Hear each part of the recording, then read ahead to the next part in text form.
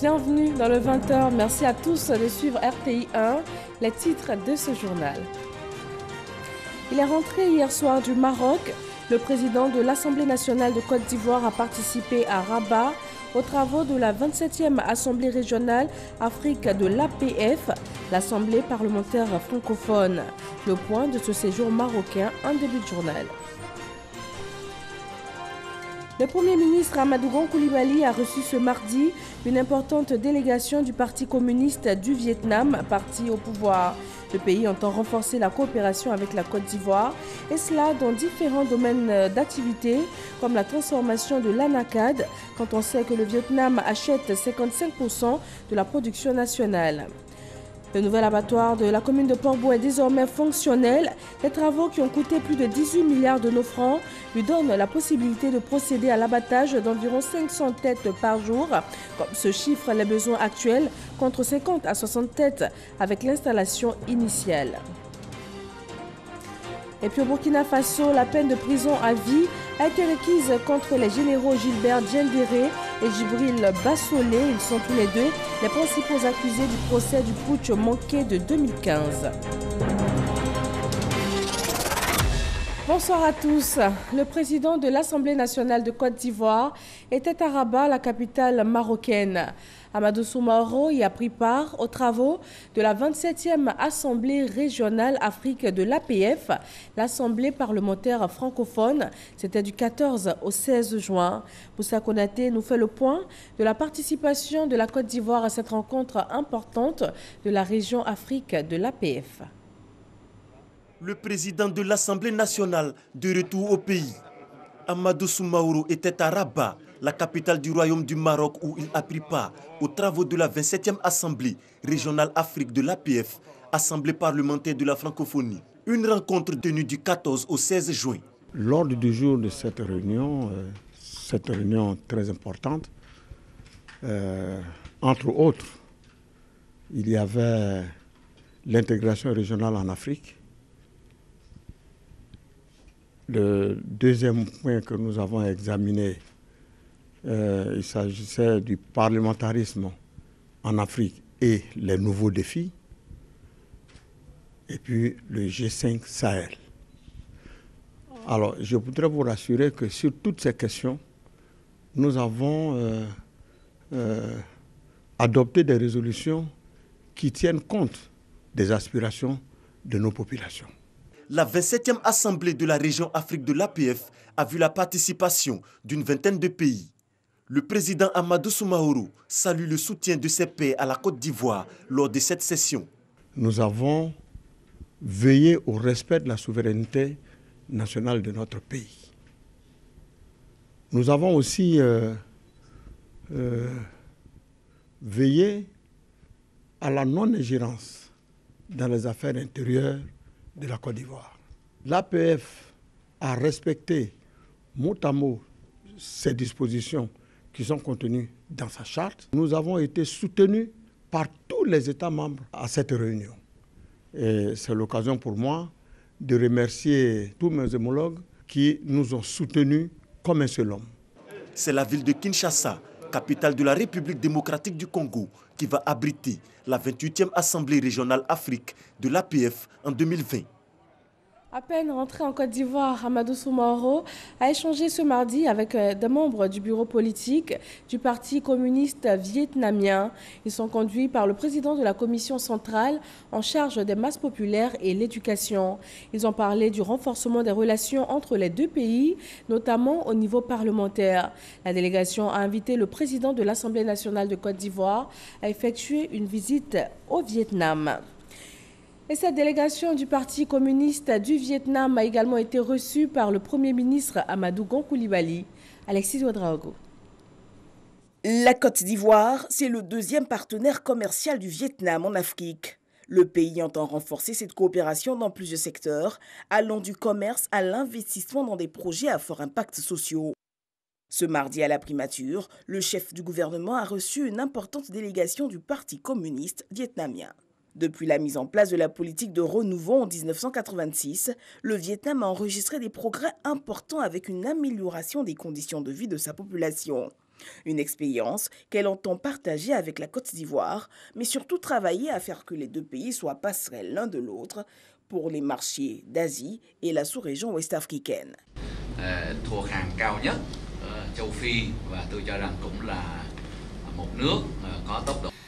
Je me permets de représenter le Parti communiste du Vietnam, de représenter l'État du Vietnam. Je voudrais vous transmettre les remerciements du parti et de l'État du Vietnam. Nos relations, les relations entre nos deux pays, alors se sont beaucoup développées au cours de ces dernières années, mais vraiment, alors, ces relations ne sont pas encore à la hauteur des potentialités de nos deux pays, ne sont pas à la hauteur des attentes de nos deux peuples. Pour le chef du gouvernement, Amadou Gon Coulibaly, cette vision est à saluer et augure de bons auspices pour la coopération ivoiro-vietnamienne. Notons que le Vietnam accorde une place importante aux relations entre les deux pays, relations diplomatiques entamées depuis 1975. Le pays a adressé une lettre d'invitation au chef de l'État Alassane Ouattara pour une prochaine visite au Vietnam. Et en attendant, une délégation ivoirienne est en ce moment au Vietnam. Elle est conduite par le ministre Marcel Amontano. Il travaille à booster la coopération économique entre les deux pays. Le ministre ivoirien a eu une séance de travail avec son homologue vietnamien à la maison des hôtes du gouvernement du Vietnam. Ils ont évoqué les sujets de la transformation de la noix de cajou et de l'importation du riz. Michel Digré. La Côte d'Ivoire et le Vietnam ont établi leurs relations diplomatiques en 1975. L'amitié entre les deux pays constitue le socle du développement des liens commerciaux. Avec un volume du commerce bilatéral de près d'$1 milliard en 2018, la Côte d'Ivoire est actuellement l'un des premiers partenaires commerciaux du Vietnam en Afrique. Mais les deux pays veulent aller plus loin dans leur coopération économique. C'est tout le sens de la séance de travail entre le ministre Marcel Amontano et son homologue vietnamien. Le Vietnam est le 3e producteur mondial de noix de cajou, mais le premier exportateur mondial. Le Vietnam produit à peu près 300 000 tonnes de noix de cajou, mais on exporte 1 600 000 tonnes. Et le Vietnam achète 55% de la production ivoirienne. Donc déjà dans ce domaine-là, nous avons des choses à faire et nous allons essayer de sensibiliser dans les jours à venir les acheteurs vietnamiens pour les encourager à venir transformer la noix de cajou en Côte d'Ivoire. Nous envisageons également diversifier, encourager le Vietnam à acheter du cacao, encourager le Vietnam à nous aider à transformer notre coton. Nous avons examiné également les possibilités de coopération dans les domaines de la défense, du renseignement, de la police et tant d'autres. C'est la première fois qu'un ministre ivoirien des Affaires étrangères est en visite officielle au Vietnam. Une visite qui devrait renforcer les relations diplomatiques entre les deux pays. L'Assemblée nationale de Côte d'Ivoire a adopté ce mardi un nouveau texte de loi. Il contient des innovations telles que le travail d'intérêt général pour punir certains actes. Et désormais, certaines peines peuvent être fractionnées avec emprisonnement ferme et emprisonnement avec sursis. Les députés ont également adopté le projet de ratification de l'ordonnance relative à l'élection des sénateurs. Au sujet de la création en 2020 d'une monnaie unique pour la zone CEDEAO, la réunion des ministres de l'économie et des finances et des gouverneurs de banque centrale a pris fin aujourd'hui. Outre l'échéance 2020 qui sera respectée, les ministres des finances ont fait des recommandations. Elles portent entre autres sur le choix de la dénomination de la monnaie unique. Jean-Jacques Ouamé. La monnaie unique au sein de la communauté économique des États de l'Afrique de l'Ouest, CEDEAO, est une opportunité à saisir par les États. Au niveau de la CEDEAO, donc, depuis plus de 30 ans déjà, le processus de l'adoption d'une monnaie unique donc, était en discussion. Et les chefs d'État actuellement donc, au pouvoir dans notre zone ont pris le dossier en main et se sont fixés donc, comme objectif 2020. C'est une monnaie unique en tenant compte donc, de la taille de notre marché. Au niveau de 15 États, c'est une monnaie donc, qui va beaucoup apporter à notre économie et à nos peuples. C'est pour maintenir cette échéance sur le programme de la monnaie unique en 2020 que les ministres de l'économie et des finances et les gouverneurs des banques centrales réunis à Abidjan ont formulé entre autres recommandations au titre du régime d'échange, un régime flexible. S'agissant du modèle de la future banque centrale, l'adoption du modèle système fédéral a été retenue. Sur le choix de la dénomination de la monnaie unique et l'état de convergence macroéconomique, le président de la commission de la CEDEAO donne des précisions. J'ai parlé de la convergence, mais il y a aussi le nom de la future monnaie. Donc tout ça a fait l'objet de discussions et donc tout ça va être donc versé au dossier soumis au chef d'État dans quelques jours à Abuja. Il faut attendre le 29 juin prochain à Abuja, lors de la session des chefs d'État et de gouvernement, pour avoir les conclusions de la réunion sur la monnaie unique de la CEDEAO. Maintenant se rendre dans la commune de Port-Boué, l'abattoir présente un tout nouveau visage suite à la fin des travaux de modernisation démarrés depuis 2011 et un investissement de 18,41 milliards de francs CFA. Mis en fonction depuis 1959, l'abattoir était initialement prévu pour l'abattage de 50 à 60 têtes par jour. Mais les besoins se chiffrent aujourd'hui à environ 500 bêtes par jour, d'où ces importants travaux réalisés. Le dossier EcoPlus de ce mardi s'intéresse donc aux caractéristiques de ce nouvel abattoir, à ses apports à la filière viande et bétail, et il est signé Nadia Eja et Noël Niagno.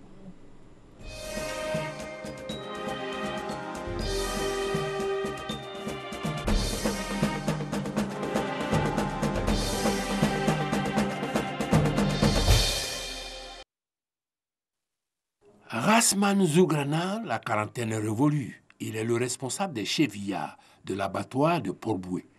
C'est en 1994 qu'il s'intéresse à ce métier aux côtés de son père.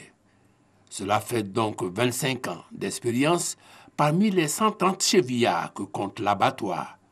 Chaque matin, il supervise les activités sur le marché de gros. D'ici part toute la viande de bétail qui alimente les marchés du district d'Abidjan pour la consommation. La viande est vendue au prix de gros à 2000 francs CFA le kilogramme à l'abattoir quand le prix de détail varie selon les communes. On vend à 2200. Si les clients sont demandés pardon, on peut les 2100 francs comme ça. Moi je suis à Bassam. Bassam c'est à 2500, 2800. Mais à l'abattoir c'est à 2300. Le panier de la ménagère, on le sait, est à la fin de la chaîne de distribution. La viande franchit plusieurs étapes avant l'achat pour la consommation. D'abord, l'acquisition des bêtes en provenance des pays de l'Interland, Mali, Burkina Faso, Niger, mais aussi de la Côte d'Ivoire. En moyenne, 12 camions de bovins et 5 de petits ruminants déchargent chaque jour dans le parc à bétail, soit un approvisionnement quotidien de 540 bœufs et 1000 ovins et caprins. Une fois sur le site, les bêtes sont conduites à la salle de stabulation, un nouveau bâtiment construit pour tenir compte des normes. Ça répond à ce qu'on appelle aujourd'hui le bien-être animal. Ça permet de faire reposer les animaux, de leur donner à boire et ça donne une meilleure qualité aussi de la viande. S'ensuit le processus d'abattage. Manuel auparavant, il a été modernisé dans le cadre de la réhabilitation de l'abattoir. Auparavant, il n'y avait même pas de bloc pour mettre les animaux dedans avant même la saignée. Tout à l'heure, vous avez constaté la présence de blocs. Après, on est passé au piège. Du piège, nous sommes passés à un système de transfert. L'habillage aussi se fait de façon ultra moderne et c'était à mettre au sol. Mais maintenant, vous voyez que tout est suspendu, tout se fait à la chaîne. Et jusqu'à ce qu'on arrive aujourd'hui dans la salle, la chambre froide. Aujourd'hui, on peut abattre la nuit. On peut abattre le matin, on peut abattre à midi, on peut abattre l'après-midi. À partir du moment où on a la chambre froide qui fonctionne, on peut conserver la viande ici pendant 1 semaine, 2 semaines, voire 1 mois. Le nouveau complexe comprend un parc à bétail, un marché de gros, un parc de stabulation, une salle d'abattage moderne, une chambre froide, un espace boucherie et un espace gastronomique. Avec ce nouveau dispositif, l'effectif des employés a été renforcé. Ça fait près de 2 mois, nous formons les agents que nous avons recrutés et nous pensons qu'actuellement, ils sont à leur meilleure performance. Mon travail ici, c'est de ramasser les poumons, ramasser les pattes, les têtes. Bon, on nous a appris comment accrocher les poumons pour que les vétérinaires puissent regarder. Au total, 280 emplois directs et 2450 indirects sont à créer. De 60 bœufs par jour dans les années 60 pour alimenter le district d'Abidjan, c'est en moyenne 500 bœufs abattus à ce jour. Les nouvelles infrastructures nécessitent une informatisation du système. On a mis un système de gestion de tout ce qui est abattage. Tous les animaux qui sont abattus sont enregistrés. Dans le logiciel, il y a une attestation qui sort. Cette attestation en double. Ils ont un exemplaire, nous on a un exemplaire. En plus de l'attestation qui va sortir, il y a des tickets d'identification qui vont sortir en fonction des animaux qu'il envoie. Tout ça, ça permet de mettre vraiment un système de transparence, un système de traçabilité pour que chacun puisse retrouver sa carcasse sans problème. Avant, quand on payait nos bœufs, il y avait un couloir où on mettait les bœufs. Et maintenant, dans le nouveau système, il faut être enregistré pour être programmé. Et quand tu es programmé, à ton tour maintenant, c'est là que tes bêtes viennent. Il y a une lenteur au niveau de l'abattage. Vous savez, tout début a des difficultés. Aujourd'hui, nous sommes en train de mieux connaître le système.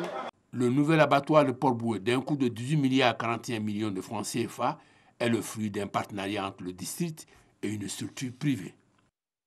La salle d'abattage est opérationnelle depuis mai dernier avec une modification des frais.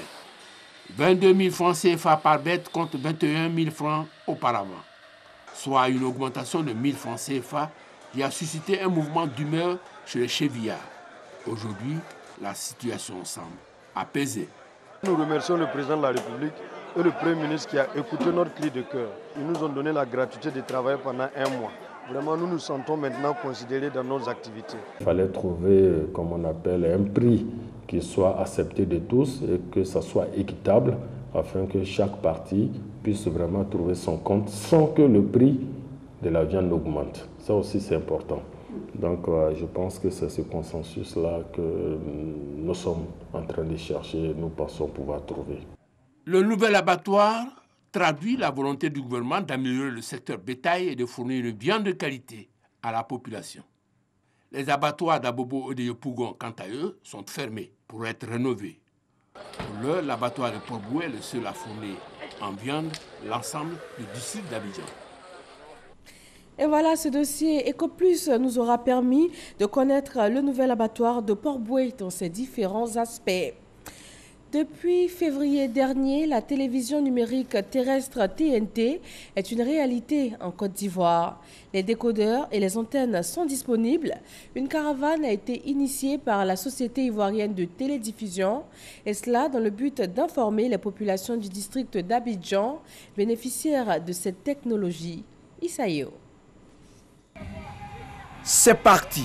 Une caravane de la TNT, télévision numérique terrestre, sillonne les différents quartiers du district d'Abidjan. Objectif, présenter la TNT aux populations et les informer de la vente des décodeurs et des antennes. Le gouvernement a fait un effort dans son programme social pour que les populations puissent acquérir ces kits de réception à moindre coût. Et donc, ils ont pris des mesures pour fixer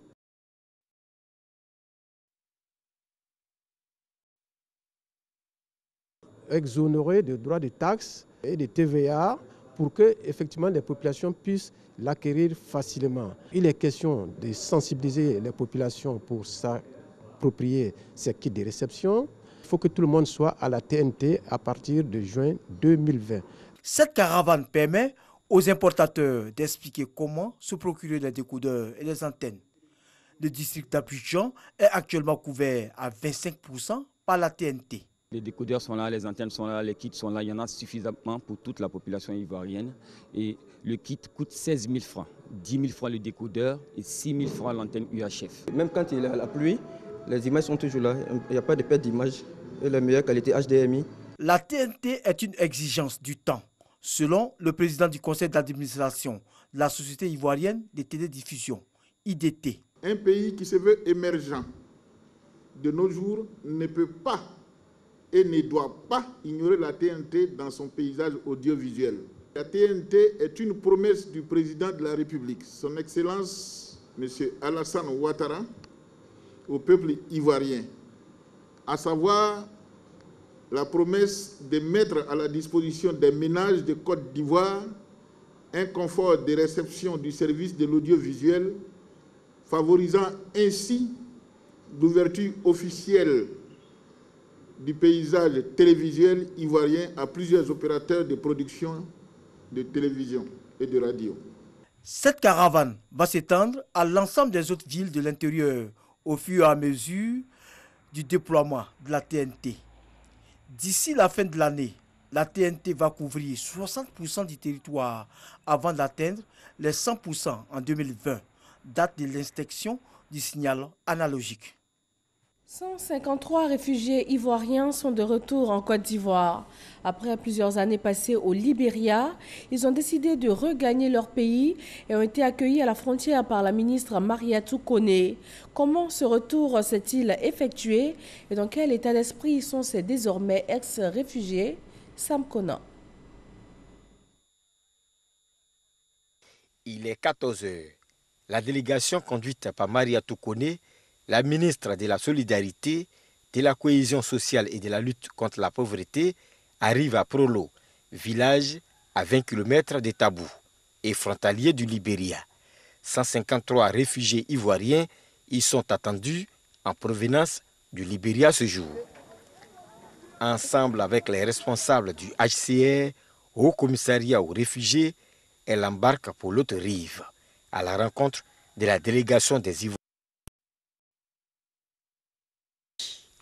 Après 5 minutes de traversée du fleuve Cavali, nous voici en territoire libérien. Mais contre toute attente, point de réfugiés sur la berge. On se patiente. Mais où sont-ils passés? Entend-on la musique de l'artiste Ismaël Isaac qui passe en boucle dans ce véhicule du HCR et qui invite à rester positif, marque les esprits avec une influence positive. La suite donne raison à l'artiste. Les 153 réfugiés attendus font leur apparition. Ils arrivent, pressés de regagner leur pays, la Côte d'Ivoire. La Côte d'Ivoire est tellement jolie, mais au Libéria, on souffre au Libéria, donc on veut rentrer dans la Côte d'Ivoire. Je suis tellement content qu'ils regardent mon pays. La majorité des réfugiés rentrés ce jour sont des enfants. Beaucoup ne comprennent pas le français. Ils parlent l'anglais.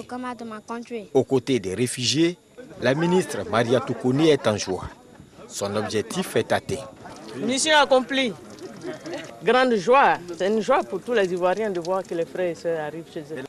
Au poste de transit de la frontière, les officiels de l'État libérien remettent la liste des désormais ex-réfugiés aux officiels ivoiriens. Une fois les formalités effectuées, direction Tabou, au grand centre de transit.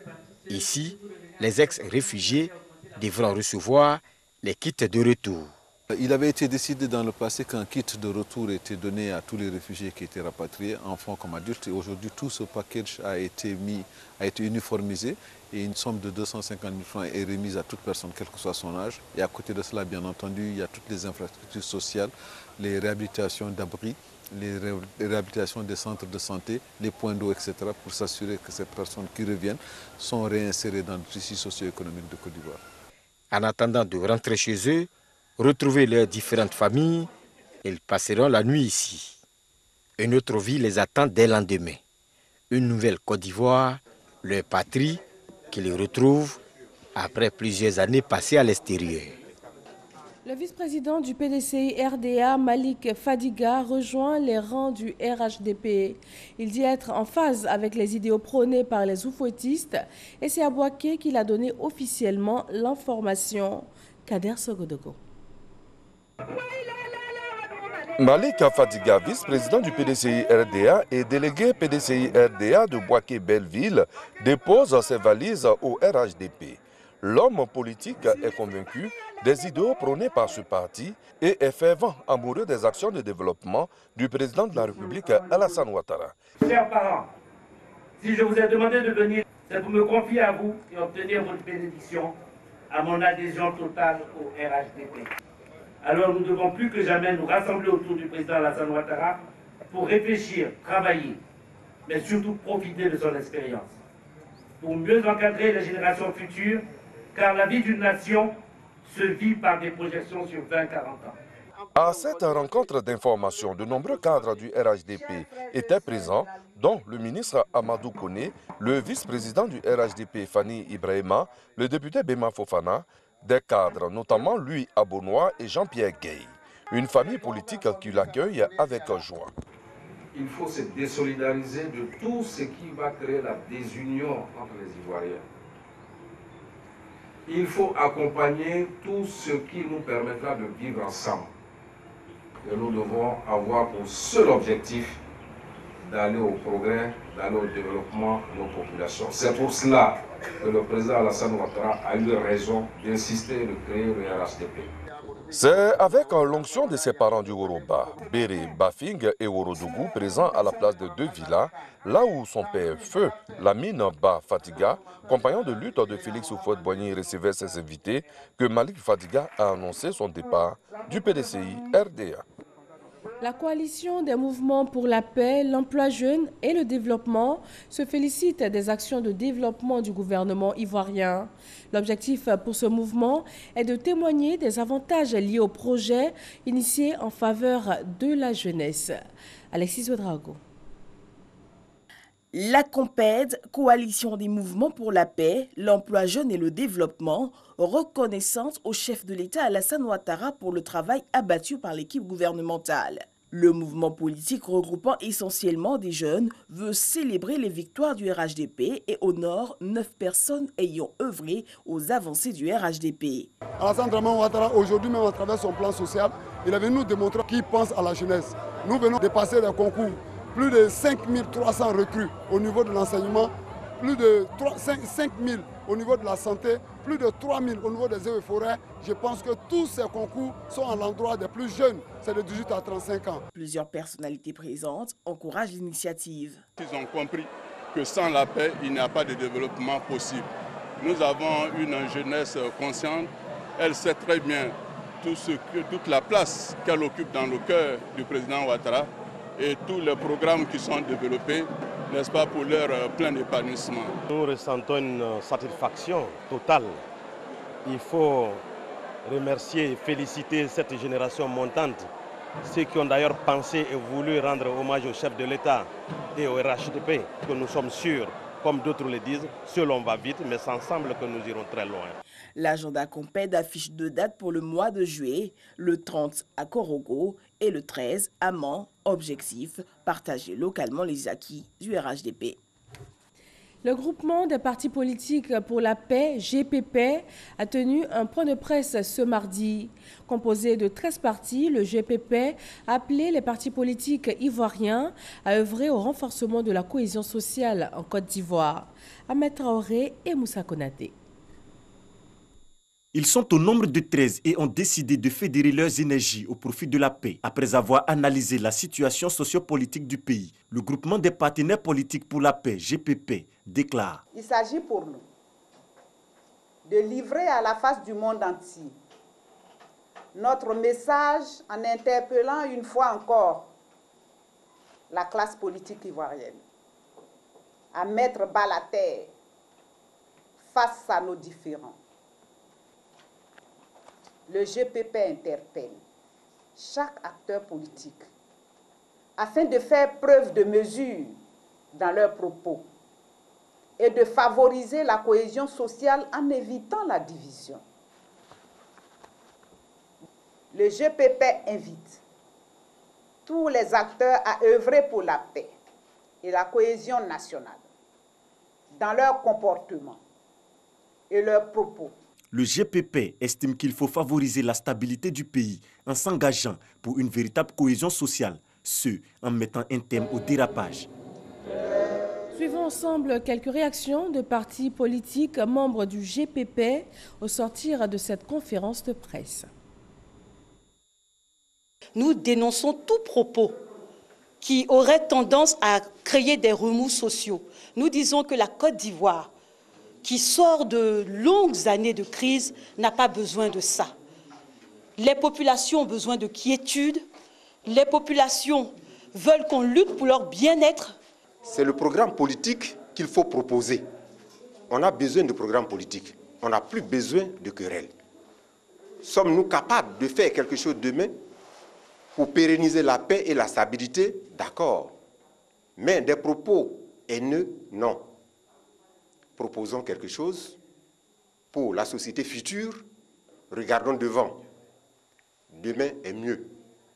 Donc nous interpellons vraiment le peuple ivoirien à rester tranquille et vraiment passif et à activer véritablement la paix. Nous avons perdu beaucoup de personnes, nous avons vraiment perdu beaucoup d'Ivoiriens. Nous ne souhaitons plus jamais que cela se répète. Et donc nous veillons à cela. Un mot de religion avec la 4e conférence des imams de Côte d'Ivoire. Le COSIM, désormais Conseil supérieur des imams, des mosquées et des affaires islamiques, a invité les acteurs politiques, la société civile, l'ensemble des communautés religieuses et les populations à prôner les valeurs de paix, de tolérance et de cohésion pour le développement de la Côte d'Ivoire. Paras reconnaît. Venus des communes du district autonome d'Abidjan, des villes de l'intérieur, des pays de la sous-région et du Moyen-Orient, imams, guides religieux, prédicateurs et fidèles musulmans se sont retrouvés à Abidjan Sofitel Hôtel Ivoire à l'occasion de la clôture de la 4e conférence des imams de Côte d'Ivoire autour du thème « La contribution du Conseil supérieur des imams aux efforts d'éducation et de moralisation de la société, facteur de cohésion et de paix durable ». Aujourd'hui, notre religion et nos co-religionnaires vivent en parfaite harmonie dans l'environnement national, dans une coexistence pacifique remarquable. Les citoyens se donneront toujours la main dans la solidarité véritable et agissante, Inch'Allah. Les imams du COSIM, désormais Conseil supérieur des imams des mosquées et des affaires islamiques, ont au cours de cette conférence exhorté acteurs politiques, communautés religieuses et traditionnelles, leaders d'opinion, femmes et jeunes à prôner les valeurs de paix, de tolérance, de cohésion et de réconciliation pour le développement de la Côte d'Ivoire. Le message des guides religieux, appuyé par le ministre de l'Intérieur et de la Sécurité, représentant le président de la République, Alassane Ouattara. Chaque Ivoirien, chaque personne vivant en Côte d'Ivoire doit aujourd'hui avoir un comportement de rempart contre tout ce qui divise, contre tout ce qui suscite des violences, contre tout ce qui peut remettre en cause ces efforts incommensurables qui ont été faits depuis de nombreuses années pour recoller les morceaux, rapprocher les Ivoiriens, permettre à nos populations de connaître un mieux-être. Message des délégations des pays de la sous-région et du Moyen-Orient, l'acte de motion à l'endroit du président du COSIM et du chef de l'État pour ses efforts de paix et de réconciliation, prières et bénédictions des temps forts qui ont également meublé cette 4e conférence des imams de Côte d'Ivoire. Au Burkina Faso, la prison à vie a été requise contre les généraux Gilbert Diendéré, ex-chef d'état-major particulier de la présidence, et Djibril Bassolé, ancien ministre des Affaires étrangères sous le président Blaise Compaoré. Les deux principaux accusés du procès du putsch manqué de 2015 sont poursuivis pour attentat à la sûreté de l'État, complicité d'attentat à la sûreté d'État, meurtre, coups et blessures et incitation à commettre des actes d'indiscipline et de trahison. Le parquet demande aussi qu'ils soient destitués de leur grade et des peines allant de 5 à 25 années de prison ferme ont été requises contre plusieurs autres accusés. Et voilà, c'est tout pour ce 20h. Vous pouvez retrouver nos différentes éditions sur les www.rti.ci. Rendez-vous à 23h avec Marine Cognan pour le prochain journal. Bonsoir à tous.